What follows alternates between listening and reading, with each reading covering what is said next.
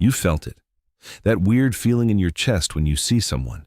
Your heart races, your brain goes blank. You do something embarrassing. You think about them constantly. And no matter how hard you try, you just cannot stop. But here's a question nobody ever asks. Did ancient humans feel this exact same thing 100,000 years ago? Did a caveman ever nervously try to impress someone? Did ancient humans feel jealousy, heartbreak, butterflies? The answer will completely change how you see love and yourself. Before we talk about ancient humans, we need to understand what love actually is. And the answer from science might surprise you. Love is a drug, literally. When you fall for someone, your brain releases three powerful chemicals. First, dopamine, the same chemical triggered by cocaine, which gives you excitement, energy, and obsession. You think about them constantly. You replay conversations. You check your phone every 5 minutes. Second, oxytocin, called the bonding hormone, which gives you warmth, trust, and attachment. It's the same chemical a mother feels holding her newborn baby. And third, serotonin, which actually drops when you fall in love. Your serotonin levels in early love look identical to someone with severe OCD. Your brain literally cannot stop thinking about them. Scientists have put people who just fell in love inside brain scanners, and what they found was shocking. The brain in love looks like a brain on hard drugs. The reward centers light up like fireworks. Rational thinking switches off. You become, clinically speaking, a little bit insane. Now here's the key question. Did ancient humans 100,000 years ago have these same brain chemicals? And the answer is yes, completely and totally yes. The human brain has not changed significantly in 300,000 years. Our ancient ancestors had the exact same dopamine system, the same oxytocin receptors, the same hormones, the same brain structures we have today, which means they felt attraction, obsession, jealousy, warmth, and heartbreak exactly like you do right now. That nervous, excited, terrifying feeling of falling for someone is at least 300,000 years old. Love is not a modern invention. It is one of the oldest experiences in human history.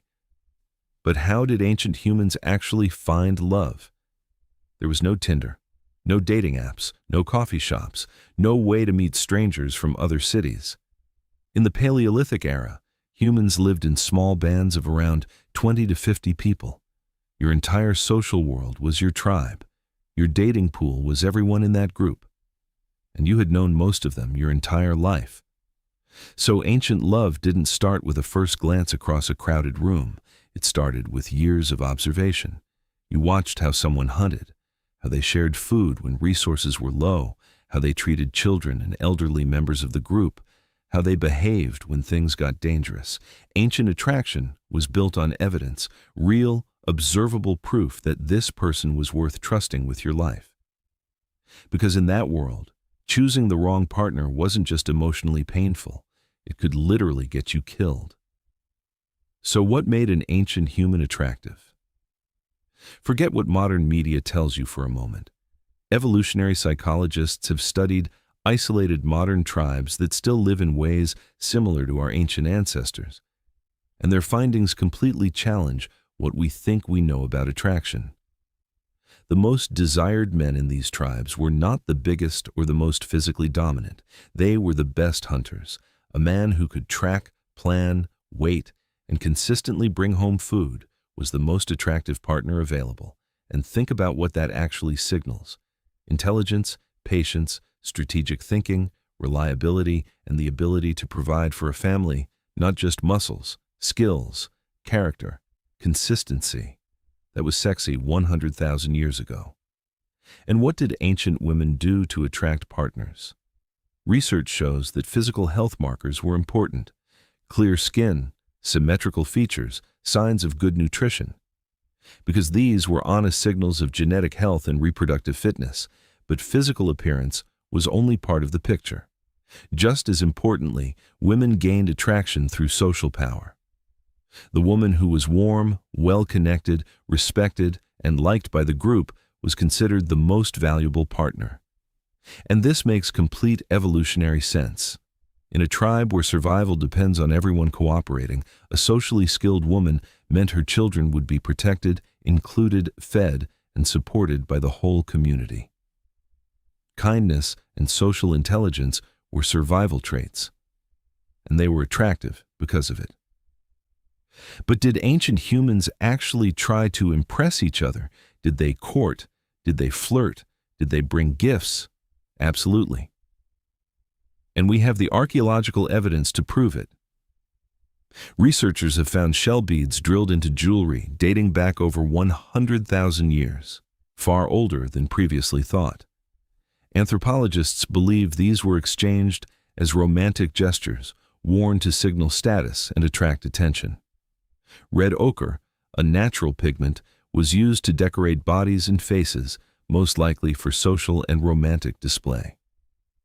Flowers have been found placed deliberately in ancient burial sites, suggesting emotional bonds deep enough that people honored their loved ones even in death. And when researchers study modern hunter-gatherer tribes, they document unmistakable courtship behavior: teasing, showing off, bringing specific food to a specific person, making others laugh. Flirting is ancient. Gift-giving is ancient. Trying nervously to impress someone you like. That is 100,000 years old. Now let's talk about the dark side: jealousy, heartbreak, rejection. Did ancient humans suffer through these too? Without any doubt. Evolutionary psychologists actually argue that jealousy is one of our oldest and most powerful emotions because it directly affected survival. If your partner left you for someone else in a tribe of 30 people, the consequences were catastrophic. You didn't just lose a romantic partner, you lost a co-parent for your children, you lost access to shared resources, you lost your closest ally, and your rival gained all of that. Jealousy evolved as an alarm system, a fierce emotional response to protect your most important bond. And heartbreak? Heartbreak was survival information.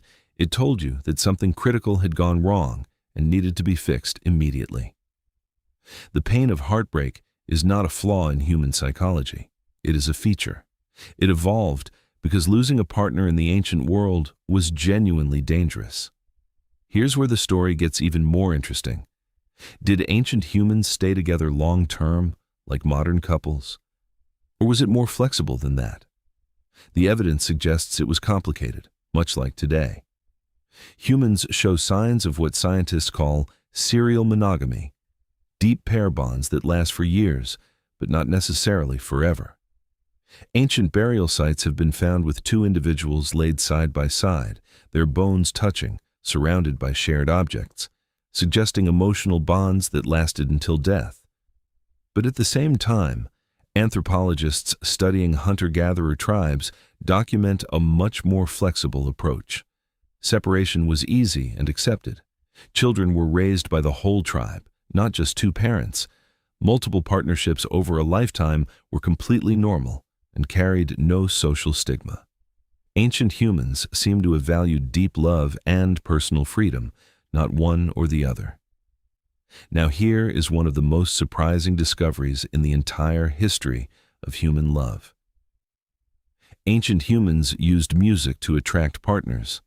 Bone flutes found in caves in Germany date back 40,000 years, making them among the oldest musical instruments ever discovered. Anthropologists believe music and dance were central to ancient courtship. Playing an instrument or dancing well in front of the tribe demonstrated creativity, coordination, rhythm, and cognitive complexity. All honest signals of a healthy, intelligent, well-developed brain. And think about how little has changed. Today we still go to concerts to meet people. We dance at weddings. We make playlists for our crushes. We send voice messages instead of texts because our voice feels more intimate. The playlist you carefully curated for someone you liked. You were doing exactly what a Paleolithic human did with a bone flute 40,000 years ago. But what about the idea of soulmates? That feeling that this specific person, out of everyone in the world, is meant for you? Science actually has a fascinating answer to this. Researchers have found that the fastest and deepest emotional bonds form between people who go through intense shared experiences together. Danger, adventure, hardship, struggle. When you face something scary or difficult with someone, your brain links the feeling of adrenaline and relief directly to that person. They become associated with your most powerful emotions. In ancient human life, this happened constantly and naturally, surviving a predator attack together, enduring a harsh winter side by side, hunting through danger as a team. These experiences created bonds faster and deeper than any modern dinner date possibly could. The concept of a soulmate, that person who just feels different from everyone else, is really just the result of shared adrenaline, shared struggle, and shared survival over time. Today, love looks completely different on the surface. We have apps, texting, video calls, online profiles, and first dates at overpriced restaurants. The rituals have changed entirely. But underneath all of that, nothing has changed at all. Your brain still floods with the same chemicals. You still feel that same obsessive, irrational, beautiful madness. You still find competence and kindness attractive. You still bond fastest over shared adventures and challenges. You still feel jealousy like a fire in your chest and heartbreak like something physically breaking. The ancient human inside you is still running the exact same program it ran 300,000 years ago. It's just wearing different clothes and using a different phone. Next time you feel butterflies, that nervous, electric, terrifying feeling, remember that a caveman sitting by a fire 100,000 years ago felt the exact same thing, looking at the exact same kind of person, feeling completely powerless to explain it. Love is not a modern emotion. It is the oldest story in human history. If this completely changed how you think about love and human nature, please hit the like button and subscribe. It genuinely helps this channel grow. Next week, we are covering something even more shocking about ancient human behavior that nobody talks about. And drop your answer in the comments right now. Do you think ancient humans were better or worse at love than we are today? I am genuinely curious what you think.